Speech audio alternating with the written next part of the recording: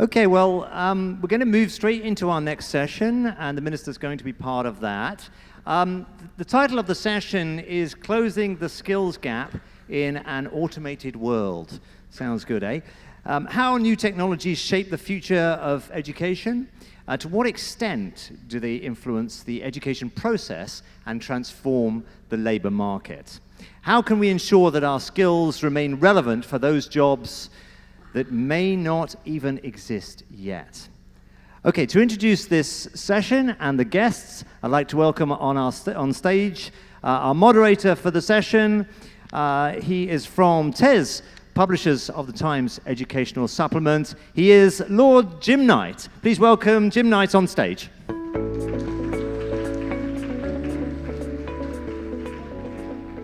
Thank you very much, James. Thank you all. It's a real honor to be here. Let me get my panel on. We've got a wonderful group, apart from His Excellency, who you've just heard from, Haim, who is from the World Bank, Ryan from University Ventures, Fernando from Harvard, and Miho from OECD. And all of their names are going to come magically up on the screen, and you can get all of the details, and it'll all be beautiful. But give them a big warm hand of welcome.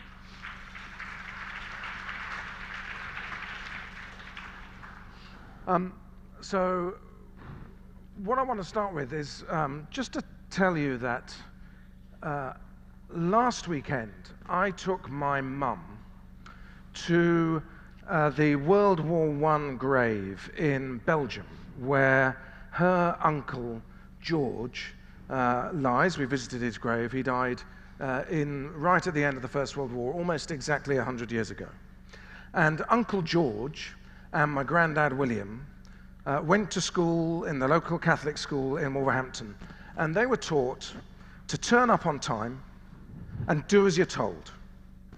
They may also have been told a bit about how to read and write, but essentially they were told to turn up and do as you're told, and they were factory and then cannon fodder, and that was an education sufficient for their destiny.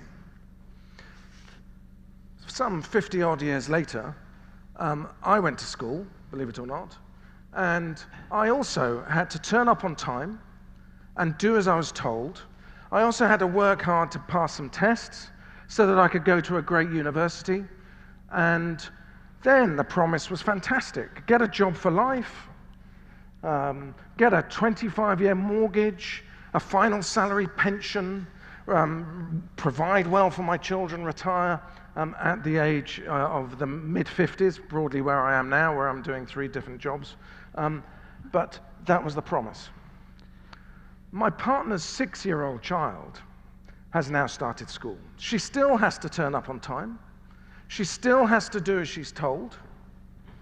She has to take even more tests than I had to take.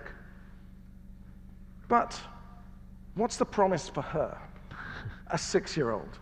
The promise in an environment where we have rising mental health problems amongst children, a promise where if she chooses to go to university, she'll take on a whole bunch of debt, where she can't afford to buy a house unless someone leaves her some money if she wants to carry on living in London, where she will probably live to the age of 100 and probably work until she's 80, cycling through all sorts of different careers that technology will force her to have to keep changing to, because it'll de-skill her all the time. And that's the challenge that I want us to talk about for the next 46 minutes and 42 seconds with this wonderful panel. And Jaime, I want to start with you, partly because, like me, you're a former minister, so you can get the blame for everything, and partly because you're an economist, so I can doubly blame you for everything. Nobody's perfect. And let me just start by asking, first of all, is it true, are robots going to take all our jobs? Sorry? Are robots really going to take away our jobs? Yes, they will take some of our jobs, right? But we don't know which ones, right? And I think until some time ago, it was the idea that they were going to take the jobs of the low-skilled workers, but we don't know now yet. they will take some of those. They will take also some of the jobs of the high-skilled workers, right? So medical diagnosis probably is going to be done in an automated way, very precisely, probably, I mean, with one doctor doing the job of 5. So we don't know exactly what's going to be the occupational structure of the future, because we know that some jobs are going to be destroyed in the same way that it has happened the last 200 years.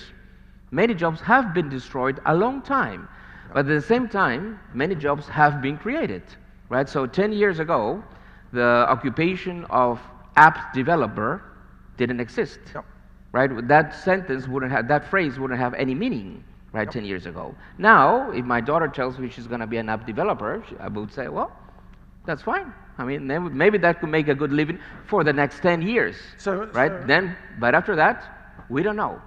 So the only thing that we know is that the structure of jobs is going to be different. How exactly, we don't know. So something I was telling you yesterday, the only thing that is certain now is uncertainty. In terms of what's going to be the shape of the structure of occupations in the future. So we have to try and plan and strategize for the certainty of uncertainty. Exactly.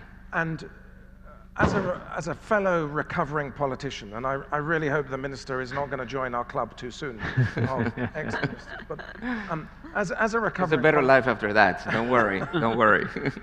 As a recovering politician, do you think this is a bigger political problem or a problem for us as education thinkers? No, I think it's both, right? It is a challenge for us, for the education, many of the people who are here in this room that are part of the educational community, in the sense that we need to design the right policies. I'm probably going to talk a little bit more about that. But for reform to happen, you need at least 3 things. We need to have a good design of policies that will allow kids to learn the foundational skills and the social-emotional skills that are going to be critical.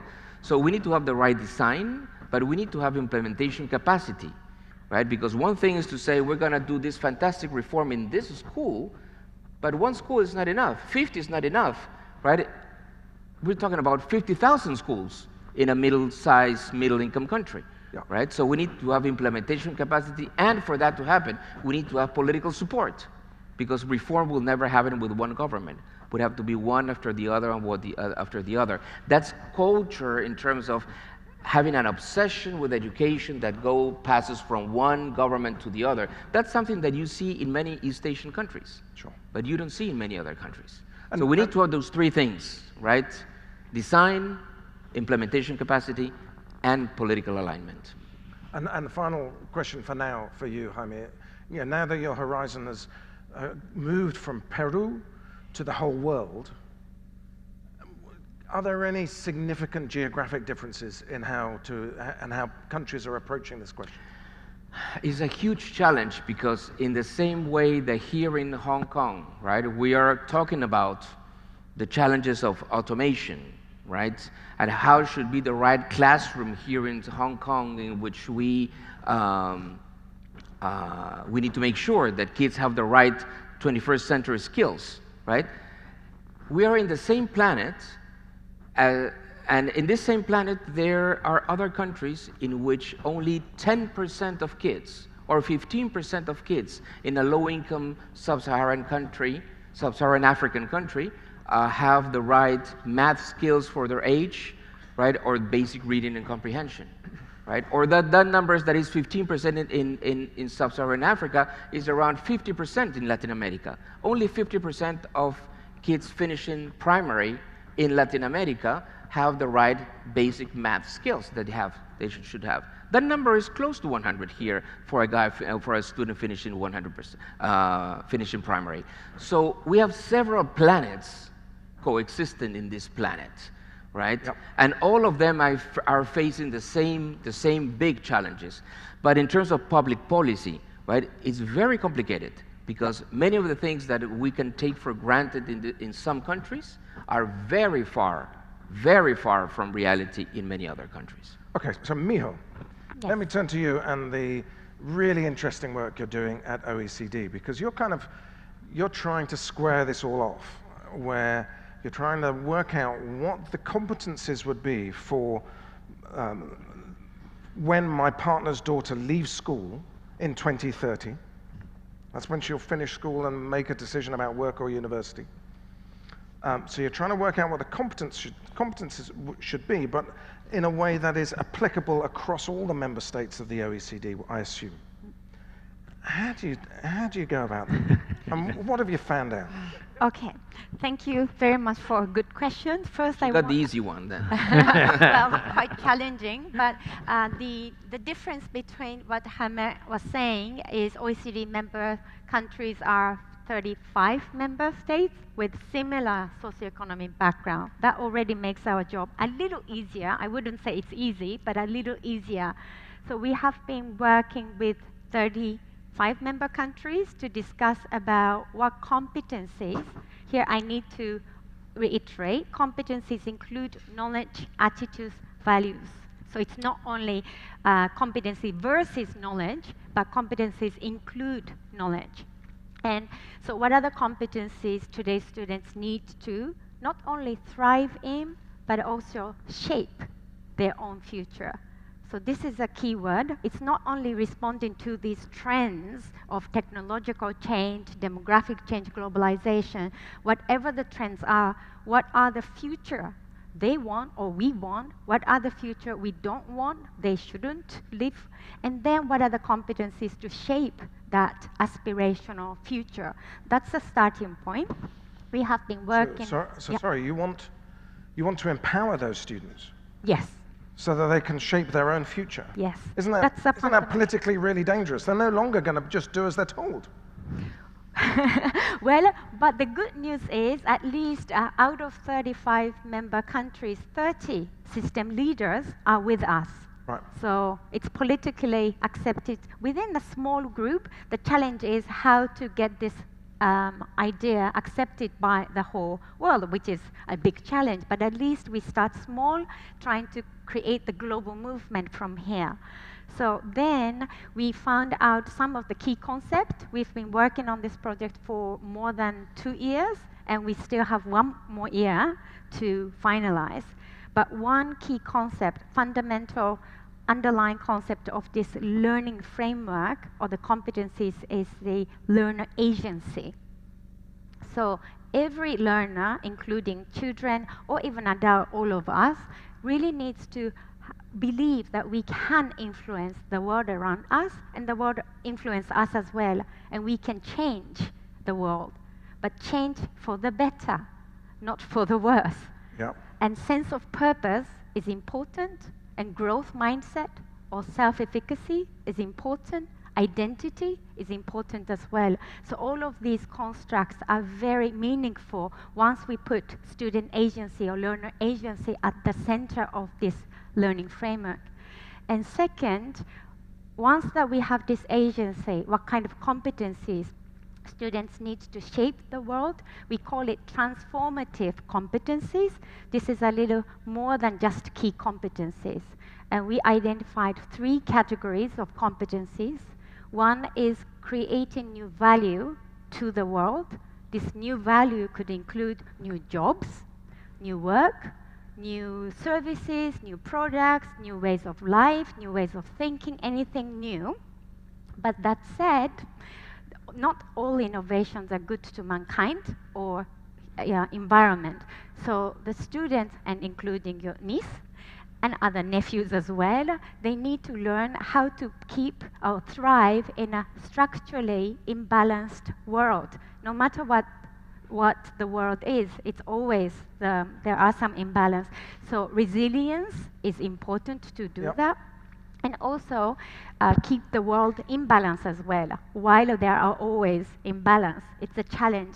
So how to reconcile trade-offs, conflicts, and ambiguity, and this is important as well. So taking responsibility and moral compass is also important. Let me ask one other quick question before I bring Fernando in. Within all of that work on competencies that you're doing at OECD, Miho, are we going to have teachers who are confident to teach to those competencies? I mean, it seems a tricky one to me. That's a very good question. So this learner agency should also include teacher agency as well. Teachers are also entitled to keep learning to gain the competencies to be able to teach these learner agency. So the concept of agency needs to be understood as co-agency between student and teacher, and student and parent. Some of the audience talked about the parent expectations. In my country, well. teacher agencies are people who charge the system a whole bunch of money. Okay, let's change the concept of teacher agency too. Fernando, you've been doing for some time really interesting work around trying to design curricula which have longevity, that can cope with all of this constant change. Tell us how that is working. So I arrived in Hong Kong 2 days ago, and I met with 70 teachers from about 9 different schools.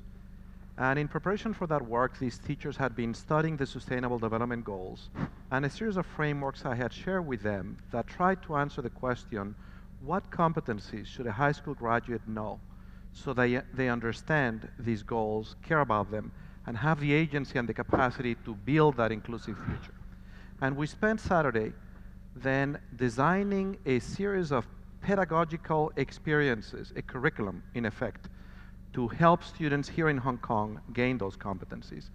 And the reaction I received from those teachers is the reaction I have received from similar groups of teachers with whom I've been doing this in about 15 nations now. Wow, this is really exciting. This is why I came into education to begin with, to help my students gain the capacity to make the world better. B, this is not rocket science. I can do this. C, this is not what the work in schools is about. We don't get to do this. And we seldom get together with teachers from other schools to do this collaboratively. This work that I've been doing is part of the Global Education Innovation Initiative, a research and practice collaborative I lead in 10 nations that has the goal of understanding and supporting the improvement of public education to empower young people. And I have learned that global citizenship curriculum is one of the ways to address conclusion 2 in this report, which is that competencies like global citizenship, increasingly important, are grossly neglected in most school systems around the world.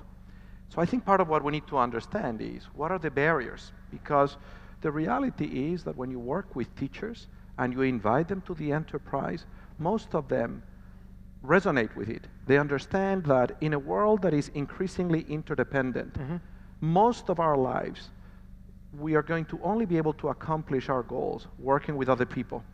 And those people are going to have increasingly diverse backgrounds.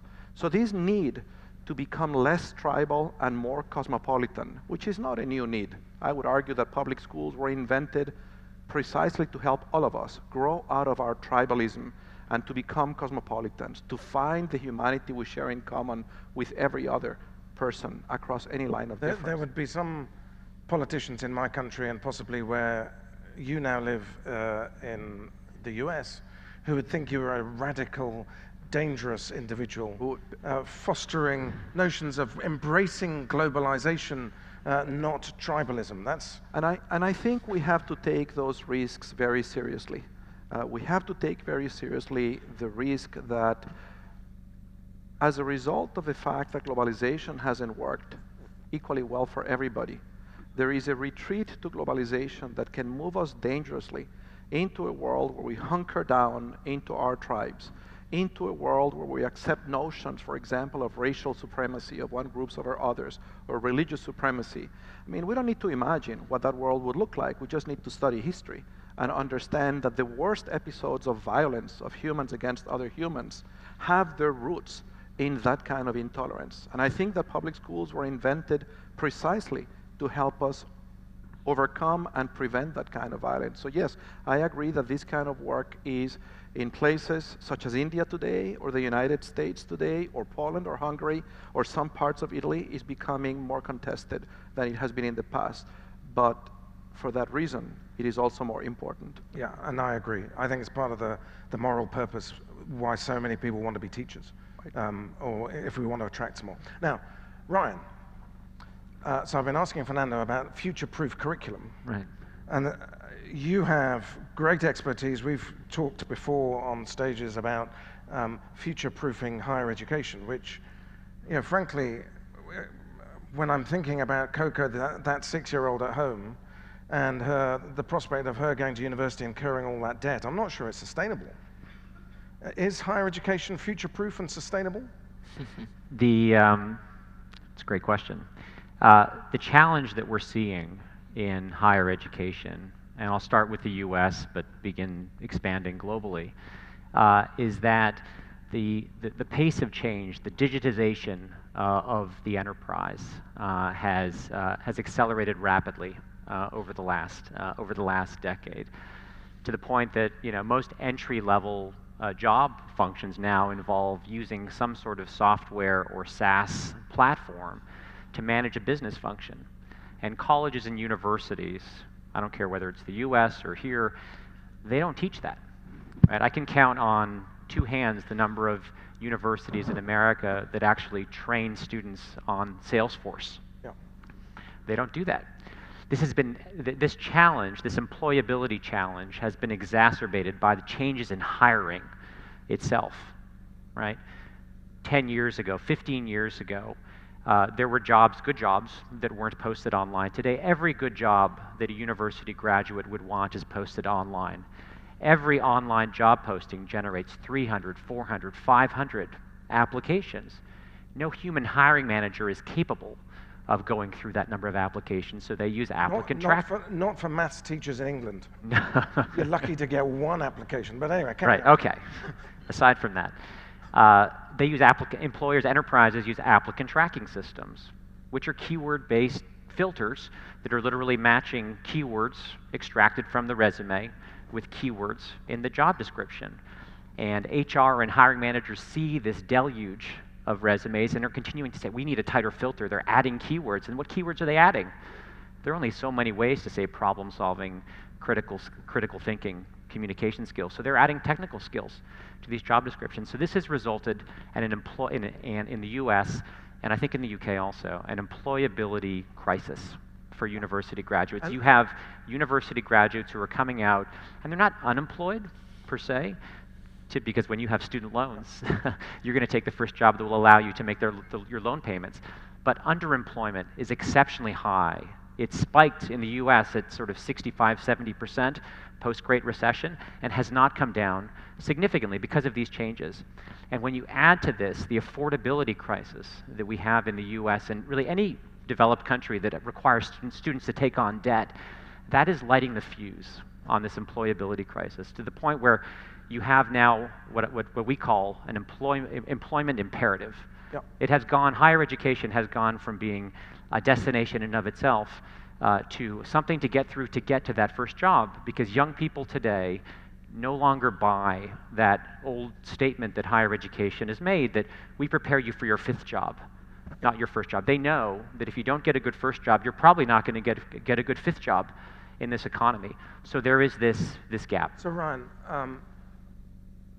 I get that the return on investment, if you like, for all of that debt is becoming more questionable in some universities, not all of them. And I know that you had a great time at Yale and you met your wife there, and you pay tribute to that experience. But what do you think the fix is? Where is this going? Right. Because clearly the universalization, to some extent, of higher education is not really delivering because of the affordability problem and because it's no longer a passport to much. Right. I think the answer is that we already have a 2-tier system of colleges and universities. We just don't acknowledge it. And that differentiation between the selective schools and the non-selective schools, that's the difference. In the US, there are only 200 universities that accept fewer than 50% of applicants. Those are selective universities. There are 3,800 that don't. And many of them charge the same tuition levels as the selective universities, right? In some ways, because price has always been a sort of signal of quality in higher education. That is going to come to a screeching halt over the next 5 years. We foresee, and I have a book coming out on this next summer called Faster and Cheaper Alternatives to College. we see these boot camps, income share programs, apprenticeship programs run by apprenticeship service providers, and staffing models integrating what we call last mile training being a preferred or becoming the preferred route to a good first job over a non-selective university. So you have a two-tier system today that will truly become two tiers. And what we believe will happen, what we hope will happen, is not that there will be less post-secondary education in aggregate or per capita for students who attend non-selective schools, but rather that it will just change the staging. Yeah. So you will go and you will get your foot on the first rung of the economic ladder with a good first job, with perhaps even a 6-month program to that good first job. But you will have no debt. You may be making less in that job than you would have if you'd gone through for 4 years, but you'll have much greater visibility into what competencies you need and what's in your zone of proximal development to move on and move up in your career. Okay, that's really interesting. I mean, others may want to come back and comment on that, but I want to bring in His Excellency the Minister first, and ask you, Minister, you in your country, you're attempting to switch your industrial base from an oil-based economy to a knowledge-based economy. And you've told us something of how you're going about doing that, and I absolutely applaud what you are doing in your kingdom. So tell me then, I know that you've been developing vocational colleges. How do you decide what you're going to back in this uncertain future? And how much is that a part of the strategy, and how much is it about competency as opposed to skill? Well, let me say that the education is considered to be the most important driving force for the changes that we expect in the next 15 years. And since we launched the Vision 2030 2 years ago, now the expectation is very high from our system to produce the right people, the graduates that can meet the challenges in the workforce and in the marketplace. So the ministry is responsible for higher education as well as the general education.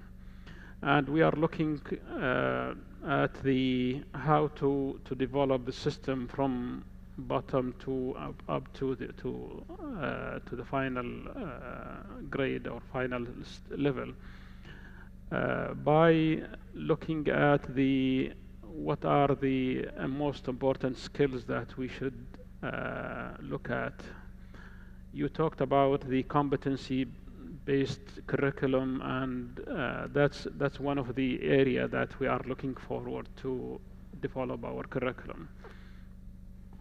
So the main challenge is especially in the general education, is to shift the whole education system from the traditional way of teaching and learning into a more complex interactive learning process.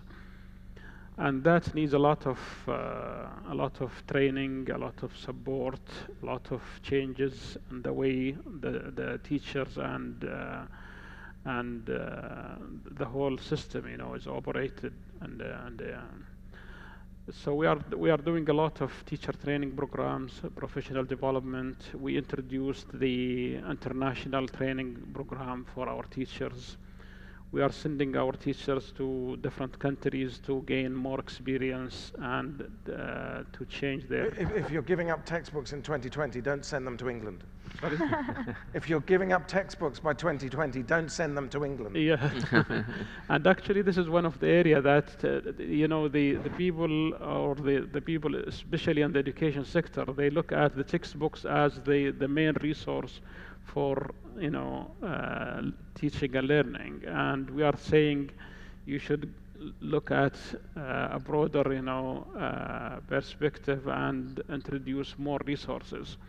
And we introduced the technology a lot in our schools, and we just launched a big initiatives for what we call Future Gate, in which we change the whole environment to a digital learning environment. So we are doing a lot of teacher training programs. We are engaging parents to involve in the education. We invite them to come to schools, and we are changing the perspective that from the teacher, controlling the whole teaching learning process to student-centered approach. Okay. In which the students, they engage and they question and they participate in the classrooms. So this is the philosophy that I'm saying. Right. It's very important to look at, and starting from preschool to up to higher education is very critical. I'm very much like that sense of wanting to put teachers at the heart of it and improve the quality of teaching, combined with enhancing them using technology. That's great. Speaking of technology, Fernanda, could you pass me the iPad? Because I'm about to ask the audience to use their technology that's in their hands.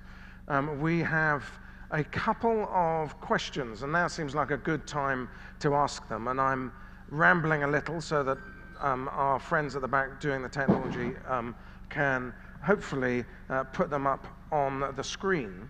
So the first question, as you can see, is to ask you, given what we've been talking about, how would you like the K-12, so the schooling curriculum, to change where you live to best respond to the skills gap? First of all, would you like less of STEM subject knowledge, creative subject knowledge, cross-disciplinary cognitive skills, practical skills, character-based education? So I want you to choose one that you might want to have less of to make room for something else, and you won't be surprised to know that you're about to be asked from the same set of options what you're going to want more of. But first of all, answer the question about what you want less of, and something magical will happen that will tell me that we can move on to the second question.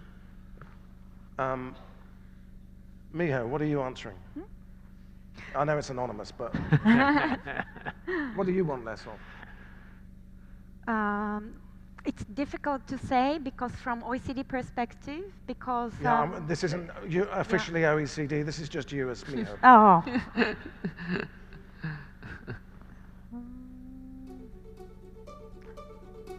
And we got the lovely music too. This is great. I think everyone's had a chance to answer that. Let's go to the second one, which is the same question, essentially, but asking you, so we've now closed the poll, what would you like more of in your school curriculum? So we've now created the room, because it used to really irritate me when I was schools minister. People came knocking on the door constantly saying, I want this in the curriculum, I need that in the curriculum, we've got to have this in the curriculum. No one ever came to me wanting less of anything. And teachers became overburdened and they couldn't cope with it all. So we have to take something away first. So we've done that. What do you want more of? That was an easier question, Miho. What do you want more of? Again, difficult question. Good. Fernando, do you want more of anything? Yeah, I want more empathy. I want more global citizenship. I want more opportunities for students to learn to appreciate difference and to work across all lines of differences. Yeah, cool. Okay. I think we've given you a chance to answer that. Can we see the results? Can we close that poll, please? It's now closed. And you wanted less. Interesting. You wanted less STEM knowledge, which is absolutely a priority of virtually every government I talk to around the world. I think there's some sense in saying slightly less of that, because to an extent, I think those are the skills we need now in the labour market. I'm not so convinced that we don't want creative skills in the future, but we'll see. But also, catastrophically, you think less character-based education, which is the thing that I want more of. So let's see what we want more of. Be STEM. Can we see that, please? Marvelous. Oh, good. Oh, more of character. Okay, Hurrah. that's good. So, okay. That's better. In brilliant contradictory style, which reinforces the need for representative democracy rather than populism, we are contradicting ourselves in wanting both less and more character-based education. So that is all really helpful. Thank you all. Very clear picture. Very much. So good. So then, where I want to go to now, informed by that brilliant insight, I think all of us up here, and I suspect everyone here, believes that we need to change the way our education systems work to respond to this future. Let me just get quick responses from you about what your big obstacles are to those changes. Miha. Okay, again, I'm not speaking personally, but from our member countries, and one is exactly this question. This question itself was difficult for me because our research increasingly shows how these skills across different items interact and developed together. So more and more learning sequencing research and also neuroscience really shows how they can be taught together without adding on more to the curriculum. So curriculum overload is one of the big challenges. Yep. And as you said, removing something in order to address the curriculum overload is political. So it's not really purely evidence-based. So making transformative change based on evidence and at the same time making incremental change so that teachers we do have buy-in from unions, textbook publishers who make living. Did you just say buy-in from unions? Yes. Yeah, good. Buy-in in union, because in order to make reform sustainable, we need buy-in from everybody who is in the system. I agree with you. I'm just a former minister. Okay. It's a problem I have, you know. So how can we actually make both incremental changes and transformative change together is a challenge in order to address the curriculum overload issue. Fernando? I think the bigger obstacles, Jim, are mindsets with respect to three ideas.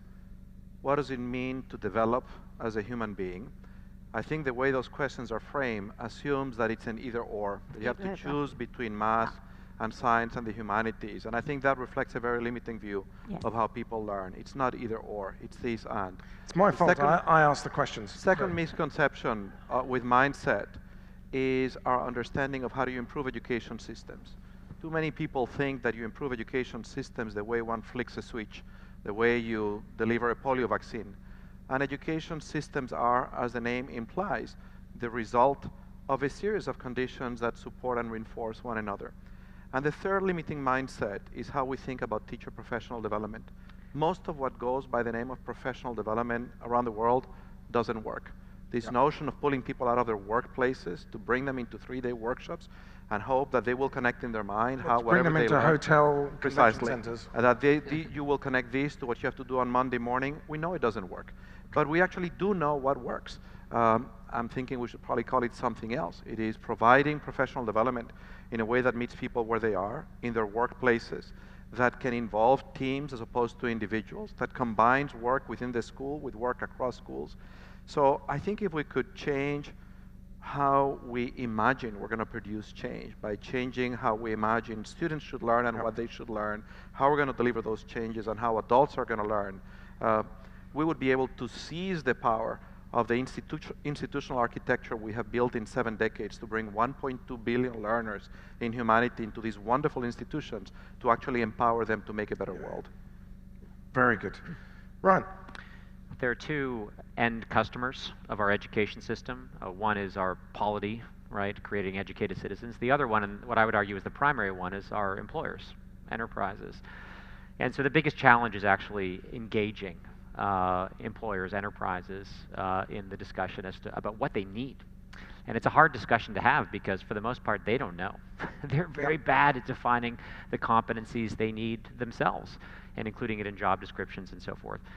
They're getting better at it through what's called people analytics. They're going to be able to track groups of employees as they come into certain positions and determine that here are the characteristics that make a better performing employee in this role and feed that back into the job descriptions. But there's really nobody there to talk to our education system, and our educational institutions, traditional institutions, are very bad at talking. I mean, if you look at a university, for example, their interface for dealing with employers is something called career services, which is underfunded, peripheral, and unused. So you just trigger me to ask the most popular question that people are asking using their phones. Closing the skills gap will be heavily reliant on collaboration between education institutions and the business world. What does this collaboration look like at its best? So this is a many-to-many problem, right? There are literally thousands, or depending if you go K through 12, tens of thousands or hundreds of thousands of institutions, and there are millions of employers. We firmly believe that this is a role that intermediaries are going to play. These intermediaries will stand between the education system as it exists today and employers, and literally pull this information out of employers and pull candidates with the right competencies out of our education system. So these systems, these intermediaries take the form of what we call boot camps, income share programs. Staffing is a big way to do that. It seems like a fairly narrow niche in the economy. It's actually 15% of the workforce in the U.S. And their job is they have their finger on the pulse of what employers actually need. Okay. In many ways, they actually know what competencies employers need better than the employers know themselves. Yep. And so this sort of thinking about talent as a supply chain, and this crucial role that these new emerging intermediaries will play. And in many cases, as I suggested before, these intermediaries will disrupt traditional institutions by creating direct pathways to employment. Jaime, obstacles. So let me mention two things. One is that first, talking about basic education, I think what we want is rounded human beings, and of the 5 competencies that were here, if I answer as a father, I would say we need more of the 5 of them. Exactly. Right? We cannot choose, right? So for some things, economists are told to prioritize. Given that there is a budget constraint, you need to prioritize one thing and buy more of one with respect to the other. In this case, and that applies to many things in education, it's very difficult to prioritize, right? I mean, our kids should have all these competencies, right? And they should have more of all of them. The challenge that we have is then that what we're asking the school is something more complicated, right? It's tough to do this, right? And the main challenge and opportunity that we have is that we need to make sure that our teachers are able to do this. Obviously, with information technology, things could be more efficient, more fun, more interesting in the classroom, but there's no magic wand. Technology will never be able to replace the human factor. So even in the economies that have the best educational systems, here in East Asia, right, or in the Nordic countries, right, there's a teacher. There's no robot teaching our students. Right. There's a human being, right? So we need to make sure that we have, first of all, that we, and that's the key point of the successful educational systems, that they select the best to be a teacher. Yeah. And once they select the best, they give them all the right professional opportunities, development opportunities, and the right incentives to perform well. Exactly what characterizes the low-performing educational systems is that the teaching profession is not a profession that is socially highly regarded. That's the main difference between a high-performance system and a low-performance system. So the critical challenge that we have is to make sure that teachers, right, are socially highly valued, which implies that you pay them well, that you recognize them, that you recognize that they have a huge responsibility, right? It's a whole package, right? But then those are the economies in which if a mother hears that their son or daughter say, I want to become a teacher, say, well, great. And just very quickly, because the previous panel with the investors, with the venture capitalists, too liked the idea of bots teaching, of inventing something that would, as an app that would teach everyone to read. Do you think that squares with what you've just said about teaching? No. I think that the way to see technology is that it is a fantastic way to make things faster, to improve faster, right? It might be true, hopefully, that when we talk about poor countries that have extremely low-performing educational systems, we're not going to wait 50 years to improve, right? Those things that could happen in 50 years, maybe now could happen in 10, but it will not happen in 1. That's one thing. And the other one, because you need system reform, as Fernando was saying, and that takes time and political commitment. But on the other hand, in terms of the role of technology, it is a mix, right? Technology is a fantastic complement of the human being. Great. Minister, your obstacles, or the obstacles that you see? Well, I think the most difficult obstacle for the education system to improve is the expectation. The expectation of parents? From everybody. I mean, okay. Because the complexity of the system, make it difficult to change it, very fast. It's not, even in the economy, you can't fix the economy very quickly if you have problems. But education system needs, some patient, some long-term solutions, and you have to manage the expectations very, very carefully. I think in Saudi Arabia, the people are looking for quick solutions. They think that the system could be fixed, within a few months or 1 year or 2 years. Yeah. And with the system, that is really centralized and top-down, process. It's difficult to go deep in the system and change the way that the people are working on the inside the system. The teachers. I completely agree. All the okay. So good. I think the way that we are trying to solve the problems, looking at the long-term, changes will remain, and in the future, and will have the best solution to long-term. Good, thank you. So we have 3 minutes, 26 seconds left to answer this one question that's come from the audience, which is to some extent an existential threat to our panel. Why is education so focused on preparation for jobs? Can the goals of education move towards preparing young people to be able to pursue their own happiness? If automation will take over a large proportion of jobs, then people will be able to spend more time on meditation, on recreation, and spending quality time with their loved ones, and to think critically and be agents of change. That ought to be the goal of education. I'll start with that. Ryan. It's a function of cost. So I like to say that, 30 years ago in America, when the average net tuition was, $2,000 or $3,000 a year, you could afford to engage in a long process of discovery, self-discovery, and so forth, and complete or don't complete. Today the average student is incurring $37,000 in student loan debt to complete, and 45% of students who undertake degree programs fail to complete, and have an average of, I think, $15,000 in student loan debt, which is a disaster for students. So it's a function of cost. If we could figure out a way, whether through technology or some other means, to radically reduce the cost of the system, that would be great, and we could live in that sort of education utopia.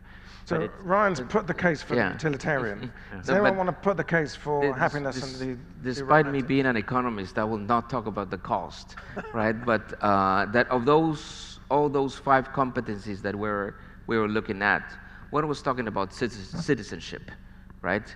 And precisely that's about life. that's about working and living with others and coexist with others in a peaceful way. And that's something, those are related to values that you will get in many cases at home, but you can get at school as well, and you have to get them in both places, right? So in that regard, the school, and precisely when we talk about the 21st, sometimes we say the 21st century skills competencies, right?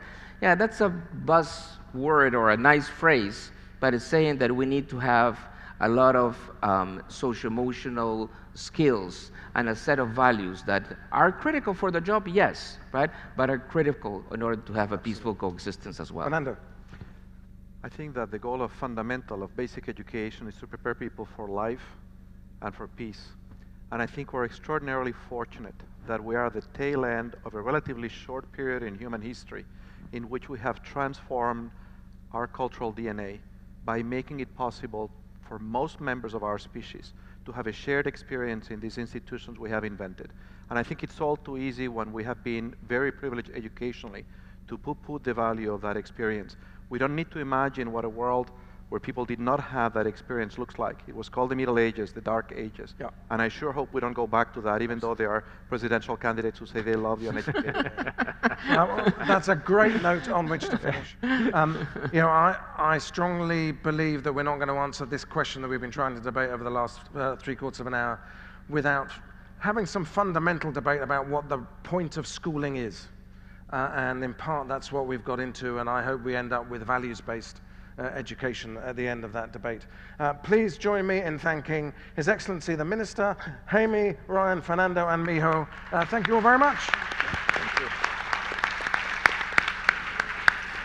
And thank you very much as well to Lord Jim Knight, Chief Education Advisor for TES, publishers, of course, of the Times Educational Supplement. And hopefully we went some way towards answering the question about closing the skills gap in an automated world.